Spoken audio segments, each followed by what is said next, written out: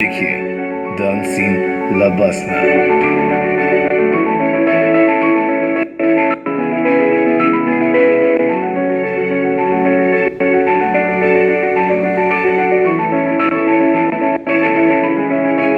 चलिए अपनी मंजिल के एक कदम और करीब उत्तराखंड में स्थित और 1959 में स्थापित Lal Bahadur Shastri national academy of administration का कैंपस मसूरी के मशहूर लाइब्रेरी चौक से लगभग 2 किलोमीटर दूर है। 189 एकर्स पे फैली हुई इस खूबसूरत एकेडमी में ऑफिसर ट्रेनिंग्स के लिए वो सारे संसाधन और सुविधाएं मौजूद हैं जो उन्हें आगे जाकर बिल्कुल तैयार करेंगी। तो आइए एक बार फिर चलते हैं लबासना की सैर पर। इस सफर की शुरुआत होती है लबासना के मेन गेट से, जिसके अंदर अपनी ही एक अलग दुनिया है। और मेन गेट से अंदर आते ही बाएं तरफ एक राइडिंग ग्राउंड है। इस ग्राउंड के एक तरफ उत्तराखंड के खूबसूरत पहाड़ों का नजारा है। 1959 में जब एकेडमी स्थापित हुई तब राइडिंग की सुविधाएं उपलब्ध नहीं थी, लेकिन उसके अगले 2 महीनों में ही 20 घोड़े खरीदे गए और कैंपस में हॉर्स राइडिंग भी शुरू की गई। जो भी ओटीज हॉर्स राइडिंग चूज करते हैं उन्हें उचित राइडिंग गियर दिया जाता है, जिसमें ब्रीचेस, हेलमेट्स, हुडीज और राइडिंग शूज भी शामिल होते हैं। ओटीज के ब्रीचेस सिर्फ बेज रंग में सिले जाते हैं और राइडिंग ग्राउंड के सामने की दीवार पर लिखा है लबसना का मशहूर मोटो, शीलम परम भूषणम। चरित्र ही सबसे बड़ा आभूषण है, जिसे पढ़कर सभी ऑफिसर ट्रेनीज अपना फाउंडेशन कोर्स शुरू करते हैं। इसी दीवार पर आगे सभी इंडियन स्टेट्स के कार्डर्स के फ्लेक्स भी हैं। टोटल मेन 21 कार्डर्स होते हैं। हर स्टेट का एक एक कार्डर और 3 जॉइंट कार्डर्स, जिसे एगमट यानी AGMUT भी कहा जाता है। और अब फाइनली चलते हैं इनर गेट की तरफ। यहाँ से शुरू होता है लबासना का मेन कैंपस। इनर गेट में प्रवेश करते ही बाईं ओर इन हाउस मेडिकल सेंटर है, जहाँ ऑफिसर ट्रेनीज के सेहत और सुरक्षा का पूरा ध्यान रखा जाता है। कैंपस में हर फैसिलिटी या ब्लॉक के बाहर नेम प्लेट्स और QR कोड्स हैं। इन स्कैन कर और जानकारी प्राप्त हो जाती है। इसके बाद हम आते हैं सरदार पटेल हॉल के सामने। ये एकेडमी की सबसे पुरानी इमारतों में से एक है। इस हॉल को 2015 से 2017 के दौरान नया रूप दिया गया। इस इमारत में एक बड़ा हॉल है जो जरूरत के हिसाब से 3 छोटे हॉल्स में तब्दील हो सकता है। हर छोटे हॉल में लगभग 30 से 33 हैं और ये छोटे ब्रेकआउट रूम्स के रूप में इस्तेमाल होते हैं, जहां आइस ब्रेकिंग सेशंस और लैंग्वेज सेशंस लिए जाते हैं। मैप के 6 नंबर पर है संपूर्णानंद ऑडिटोरियम। यह एकेडमी का मुख्य ऑडिटोरियम है, जिसमें लगभग 470 लोगों के बैठने की सुविधा है। इस ऑडी को फाउंडेशन कोर्स के लेक्चर्स, फिल्मों की स्क्रीनिंग, एवं कल्चर प्रोग्राम्स के लिए इस्तेमाल किया जाता है। और इस ऑडिटोरियम का नामकरण डॉक्टर संपूर्णानंद के ऊपर हुआ, जो कि उत्तर प्रदेश के दूसरे मुख्यमंत्री थे। और अब हम चलते हैं संपूर्णानंद ऑडिटोरियम की दाईं ओर नए बने मोनेस्ट्री हॉस्टल में। ये हॉस्टल अभी तक मैप पर नहीं है, क्योंकि ये अभी पूरी तरह से तैयार नहीं हुआ है।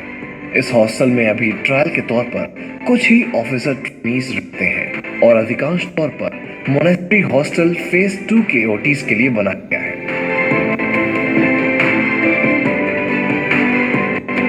और अब आइए मोनेस्ट्री हॉस्टल के रूम का टूर लेते हैं। जैसे कि आप देख सकते हैं, यहाँ वो सब उपलब्ध है जिससे आरामदायक तरीके से रहा जा सकता है। एकेडमी में बालकनी भी सिर्फ महानदी और मोनेस्ट्री हॉस्टल्स के कमरों में है।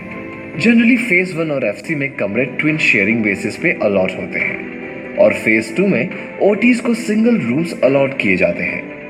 एक आम आदमी ए और क्यों भागे अब आते हैं इसे लैंग्वेज ब्लॉक कहा जाता है।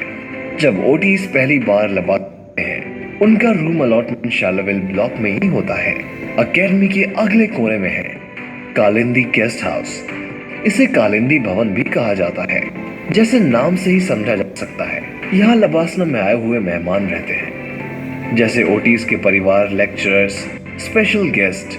इस गेस्ट हाउस में कुल 21 कमरे हैं। तो चलिए कालिंदी भवन का थोड़ा सा इतिहास भी जान लेते हैं। 1991 में आए उत्तरकाशी भूकंप में एक ब्लॉक नष्ट हो भवन में जो 9 अगस्त 1996 को स्थापित किया गया। कालिंदी गेस्ट हाउस के सामने खूबसूरत कालिंदी लॉन है। अब आते हैं लवासना की एक महत्वपूर्ण इमारत पे, डायरेक्टर्स ऑफिस, जो इनर गेट के बहुत करीब है और इसके बिल्कुल सामने भारत के दूसरे प्रधानमंत्री श्री लाल बहादुर शास्त्री की मूर्ति है। डायरेक्टर्स ऑफिस के सामने है डायरेक्टर्स लॉन, जहां खास मौकों पर भारत का झंडा फहराया जाता है। एक कोने से देखो तो मानो ऐसा लगता है कि लाल बहादुर शास्त्री जी की मूर्ति जैसे तिरंगे की ओर देख रही हो। अगला है कर्मशिला ब्लॉक, जिसकी स्थापना 3 नवंबर 1992 को उस वक्त के उपराष्ट्रपति श्री KR नारायणन ने की थी। उससे पहले इस ब्लॉक को ऑफिसर्स मेस, लॉन्जेस और लाइब्रेरी के रूप में इस्तेमाल किया जाता था, लेकिन 1984 के एक फायर एक्सीडेंट में बिल्डिंग तहस नहस हो गई और 1992 में इसे नए अवतार में तैयार किया गया है। यहाँ एक लेक्चर हॉल, एक कॉन्फ्रेंस हॉल और 2 सेमिनार रूम्स भी बनाए गए हैं। कर्मशिला ब्लॉक में ऑफिसर्स मेस, लॉन्ज और गांधी स्मृति लाइब्रेरी है। इस लाइब्रेरी को भारत की सबसे बड़ी लाइब्रेरीज में से एक माना जाता है। आइए अब हम ध्रुवशिला की ओर बढ़ते हैं, जो जीबी पंत ब्लॉक के स्थान पर बनवाया गया।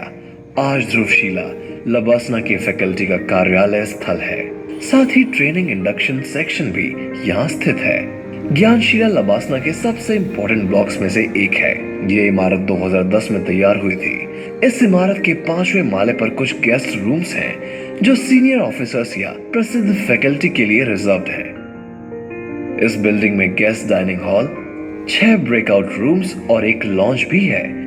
लवासना का सारा एडमिन से जुड़ा हुआ काम इसी बिल्डिंग में होता है। दूसरे माले पर नेहरू ऑडिटोरियम और 12 सेमिनार हॉल्स भी हैं, जहां लेक्चर्स, कल्चरल प्रोग्राम्स, इवेंट्स इत्यादि कराए जाते हैं। ज्ञानशिला के ही बाहर AN झा प्लाजा है, जिसका नाम अकेडमी के पहले डायरेक्टर श्री आदित्यनाथ झा के नाम पर रखा गया है। यहाँ AN झा लॉन और ये प्रसिद्ध स्टेयर्स हैं, जो कि कैंपस का सबसे लोकप्रिय और सबसे ज्यादा फोटोग्राफ्ड हिस्सा है। सभी बैच की ग्रुप फोटोग्राफ्स यहीं पर खींची जाती है। 29 जून 2015 को स्थापित हुई आधारशिला अकेडमी की नई बिल्डिंग में से एक है। इसमें 4 मॉडर्न लेक्चर हॉल्स हैं, Homi Bhabha hall, Ambedkar hall, Tagore hall और विवेकानंद हॉल, जो एक साथ 660 से भी ज्यादा लोगों को अकोमोडेट कर सकता है। Happy valley guest house, happy valley guest house भी लवासना की सबसे पुरानी इमारतों में से एक है, लेकिन इसकी पुनः स्थापना 2015 में हुई थी। कमरों के अलावा यहाँ एक महत्वपूर्ण फोटो गैलरी भी है, जो इस अकेडमी के समृद्ध इतिहास को बयान करती है। इस फोटो गैलरी में 1958 से लेकर अब तक की तस्वीरें हैं।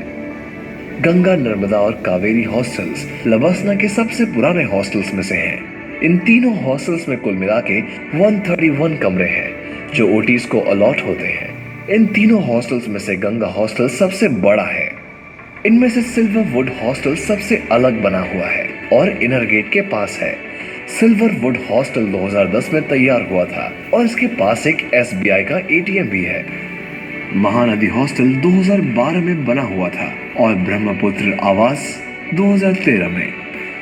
भारत की राष्ट्रपति श्रीमती द्रौपदी मुर्मू ने 2022 के 2022 के 97 फाउंडेशन कोर्स के वैलेडिक्टोरियन फंक्शन में कहा था कि सभी ऑफिसर्स अमृत काल में सिविल सर्विसेज में प्रवेश कर रहे हैं और आने वाले 25 साल देश के विकास के लिए बहुत महत्वपूर्ण होने वाले हैं। इसी के चलते वॉक वे ऑफ सर्विस का उद्घाटन किया गया, जिसमें हर साल OTs अपने लक्ष्य तय करके टाइम कैप्सूल्स में डाल देंगे और इन्हें 25 साल बाद 2047 में खोला जाएगा, ये देखने के लिए कि वह लक्ष्य पूरा हुआ या नहीं।